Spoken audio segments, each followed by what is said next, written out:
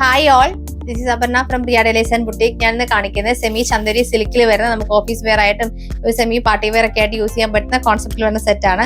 First colour വന്നിരിക്കുന്നത് blue ഷെയ്ഡാണ്. Next വരുന്നത് ഓഫ് വൈറ്റ് ഷെയ്ഡാണ്. നെക്സ്റ്റ് കളർ വരുന്നത് പീച്ച് ടോൺ ആണ്. നെക്സ്റ്റ് വരുന്നത് ഓഫ് വൈറ്റ് ആണ്. ഓഫ് വൈറ്റിൽ നമുക്ക് വർക്കിൽ ചെറിയ ഡിഫറൻസ് വരും. ഇങ്ങനെ രണ്ട് ഡിസൈൻ ആണ് ഫ്ലവർ വരുന്നത്. നെക്സ്റ്റ് വന്നിരിക്കുന്നത് ഗ്രീൻ ഷെയ്ഡാണ്. നെക്സ്റ്റ് കളർ വരുന്നത് ഒരു ലൈലാക്ക് ലാവൻഡർ കോമ്പിനേഷൻ ആണ്. ലാസ്റ്റ് കളർ വരുന്നത് പീച്ച് ഷെയ്ഡാണ്. പീച്ചിലും ചെറിയ വർക്കിൽ ഡിഫറൻസ് വരും. നമുക്ക് ഇതിൽ പാറ്റേൺ വരുമ്പോൾ നെക്കിൽ ഒരു ബോക്സ് പാറ്റേണിൽ സിമ്പിൾ ആയിട്ടുള്ള ഒരു മോട്ടീഫ് വർക്ക് കൊടുത്തിരിക്കുകയാണ്. ബാക്കിയൊക്കെ നമുക്ക് പ്ലെയിൻ ആയിട്ടാണ് വരുന്നത്.